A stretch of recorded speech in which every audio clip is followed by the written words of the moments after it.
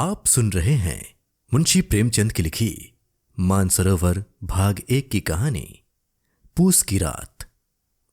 हल्कू ने आकर स्त्री से कहा, सहना आया है, लाओ जो रुपए रखे हैं उसे दे दूं, किसी तरह गला तो छूटे। मुन्नी झाड़ू लगा रही थी, पीछे फिरकर बोली, 3 ही तो रुपए हैं, दे दोगे तो कंबल कहां से आवेगा? माघ पूस की रात हार में कैसे कटेगी? उससे कह दो फसल पर देंगे, अभी नहीं। हल्कू एक क्षण अनिश्चित दशा में खड़ा रहा। पूस सिर पर आ गया, कंबल के बिना हार में रात को वो किसी तरह नहीं जा सकता। मगर सहना मानेगा नहीं, घुड़कियां जमावेगा, गालियां देगा। बला से जाड़ों में मरेंगे, बला तो सिर से टल जाएगी।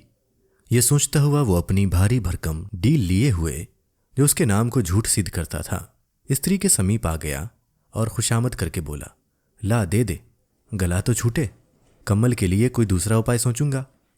मुन्नी उसके पास से दूर हट गई और आंखें तरेरती हुई बोली, कर चुके दूसरा उपाय, जरा सुनूं तो कौन सा उपाय करोगे? कोई खैरात दे देगा कंबल? न जाने कितनी बाकी है जो किसी तरह चुकने ही नहीं आती। मैं कहती हूं तुम क्यों नहीं खेती छोड़ देते? मरमर कम करो, उपज हो तो बाकी दे दो।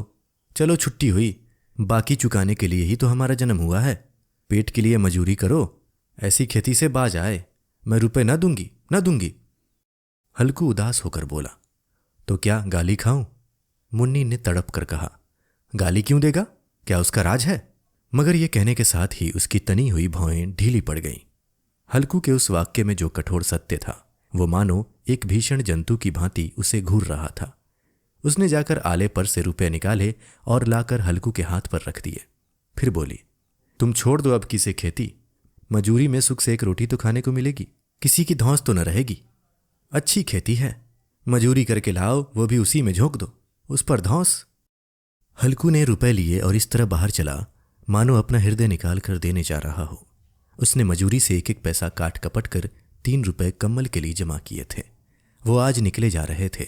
एक एक पग के साथ उसका मस्तक अपनी दीनता के भार से दबा जा रहा था। पूस की अंधेरी रात, आकाश पर तारे भी ठिठुरते हुए मालूम होते थे।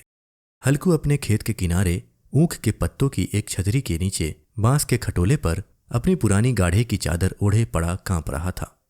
खाट के नीचे उसका संगी कुत्ता जबरा पेट में मुंह डाले सर्दी से कूं कूं कर रहा था। 2 में से एक को तो नींद भी ना आती थी। हल्कू ने घुटनियों को गर्दन में चिपकाते हुए कहा, क्यों जबरा, जाड़ा लगता है? कहता तो था घर में पुआल पर लेट रहा, तो यहाँ क्या लेने आए थे? अब खाओ ठंड, मैं क्या करूं? जानते थे मैं यहाँ हलवा पूरी खाने आ रहा हूं, दौड़े दौड़े भागे चले आए, अब रो नानी के नाम से। जबड़ा ने पड़े पड़े दुम हिलाई और अपनी कूकू को दीर्घ बनाता हुआ एक बार जमाई लेकर चुप हो गया। उसकी श्वान बुद्धि ने शायद ताड़ लिया, स्वामी को मेरी कूकू से नींद नहीं आ रही है। हल्कू ने हाथ हिलाकर जबड़ा की ठंडी पीठ सहलाते हुए कहा, कल से मत आना मेरे साथ, नहीं तो ठंडे हो जाओगे। ये रांड पछुआ न जाने कहाँ से बर्फ लिए आ रही है। उठूं फिर एक चिलम भरूं, किसी तरह रात तो कटे। 8 चिलम तो पी चुका, ये खेती का मज़ा है। और एक एक भगवान ऐसे पड़े हैं जिनके पास जाड़ा जाए तो गर्मी से घबरा कर भागे। मोटे मोटे गद्दे, लिहाफ कम्बल, मजाल है जाड़े का गुजर हो जाए। तकदीर की खूबी, मजूरी हम करें, मजा दूसरे लूटें। हल्कू उठा, गड्ढे में से जरा सी आग निकालकर चिलम भरी। जबरा भी उठ बैठा। हल्कू ने चिलम पीते हुए कहा, पियोगे चिलम? जाड़ा तो क्या जाता है, जरा मन बदल जाता है। जबरा ने उसके मुंह की ओर प्रेम से छलकती हुई आंखों से देखा। हल्कू, आज और जाड़ा खा ले, कल से मैं यहां पुआल बिछा दूंगा, उसी में घुसकर बैठना, तब जाड़ा ना लगेगा। जबरा ने अपने पंजे उसकी घुटनियों पर रख दिए और उसके मुंह के पास अपना मुंह ले गया। हल्कू को उसकी गर्म सांस लगी। चिलम पीकर हल्कू फिर लेटा और निश्चय करके लेटा कि चाहे कुछ हो जाए, अब की सो जाऊंगा। पर एक ही क्षण में उसके हृदय में कंपन होने लगा। कभी इस करवट लेटता, कभी उस करवट, पर जाड़ा किसी पिशाच की भांति उसकी छाती को दबाए हुए था। जब किसी तरह न रहा गया तो उसने जबरा को धीरे से उठाया और उसके सिर को थपथपाकर उसे अपनी गोद में सुला लिया। कुत्ते की देह से जाने कैसी दुर्गंध आ रही थी, पर वो उसे अपनी गोद में चिपटाए हुए ऐसे सुख का अनुभव कर रहा था जो इधर महीनों से उसे न मिला था। जबरा शायद ये समझ रहा था कि स्वर्ग यही है, और हल्कू की पवित्र आत्मा में तो उस कुत्ते के प्रति घृणा की गंध तक न थी। अपने किसी अभिन्न मित्र या भाई को भी वो इतनी ही तत्परता से गले लगाता। वो अपनी दीनता से आहत न था जिसने आज उसे इस दशा को पहुंचा दिया। नहीं, इस अनोखी मैत्री ने जैसे उसकी आत्मा के सब द्वार खोल दिए थे और उनका एक एक अणु प्रकाश से चमक रहा था। सहसा जबरा ने किसी जानवर की आहट पाई। इस विशेष आत्मीयता ने उसमें एक नई स्फूर्ति पैदा कर दी थी जो हवा के ठंडे झोंकों को तुच्छ समझती थी। वो झपट कर उठा और छपरी से बाहर आकर भौंकने लगा। हल्कू ने उसे कई बार चुमकार कर बुलाया पर वो उसके पास न आया। हार में चारों तरफ दौड़ दौड़ कर भौंकता रहा। एक क्षण के लिए भी आ जाता तो तुरंत ही फिर दौड़ता। कर्तव्य उसके हृदय में अरमान की भांति ही उछल रहा था। 1 घंटा और गुजर गया। रात ने शीत को हवा से धधकाना शुरू किया। हल्कू उठ बैठा और दोनों घुटनों की छाती से मिलाकर सिर को उसमें छिपा लिया। फिर भी ठंड कम न हुई। ऐसा जान पड़ता था सारा रक्त जम गया है। धमनियों में रक्त की जगह हिम बह रहा है। उसने झुककर आकाश की ओर देखा। अभी कितनी रात बाकी है। सप्तर्षि अभी आकाश में आधे भी नहीं चढ़े। ऊपर आ जाएंगे तब कहीं सवेरा होगा। अभी पहर से ऊपर रात है। हल्कू के खेत से कोई एक गोली के टप्पे पर आमों का एक बाग था। पतझड़ शुरू हो गई थी। बाग में पत्तियों का ढेर लगा हुआ था। हल्कू ने सोचा चलकर पत्तियां बटोरूं और उन्हें जलाकर खूब तापूं। रात को कोई मुझे पत्तियां बटोरते देखे तो समझे कोई भूत है। कौन जाने कोई जानवर ही छिपा बैठा हो। मगर अब तो बैठे नहीं रहा जाता। उसने पास के अरहर के खेत में जाकर कई पौधे उखाड़ लिए और उनका झाड़ू बनाकर हाथ में सुलगता हुआ उपला लिए बगीचे की तरफ चला। जबरा ने उसे आते देखा तो पास आया और दुम हिलाने लगा। हल्कू ने कहा, अब तो नहीं रहा जाता जबरू, चलो बगीचे में पत्तियां बटोर कर तापें। टांठे हो जाएंगे तो फिर आकर सोएंगे। अभी तो बहुत रात है। जबरा ने कूं-कूं करके सहमति प्रकट की और आगे आगे बगीचे की ओर चला। बगीचे में खूब अंधेरा छाया हुआ था और अंधकार में निर्दय पवन पत्तियों को कुचलता हुआ चला जाता था। वृक्षों से ओस की बूंदें टप टप नीचे टपक रही थी। एकाएक एक झोंका मेहंदी के फूलों की खुशबू लिए आया। हल्कू ने कहा, कैसी अच्छी महक आई जबरू, तुम्हारी नाक में भी तो सुगंध आ रही है। जबरा को कहीं जमीन पर एक हड्डी पड़ी मिल गई थी, उससे चिंचोर रहा था। हल्कू ने आग जमीन पर रख दी और पत्तियां बटोरने लगा। जरा देर में पत्तियों का ढेर लग गया। हाथ ठिठुरे जाते थे, नंगे पांव गले जाते थे और वो पत्तियों का पहाड़ खड़ा कर रहा था।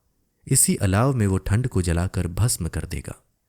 थोड़ी देर में अलाव जल उठा और लौ ऊपर वाले वृक्ष की पत्तियों को छू छू कर भागने लगी।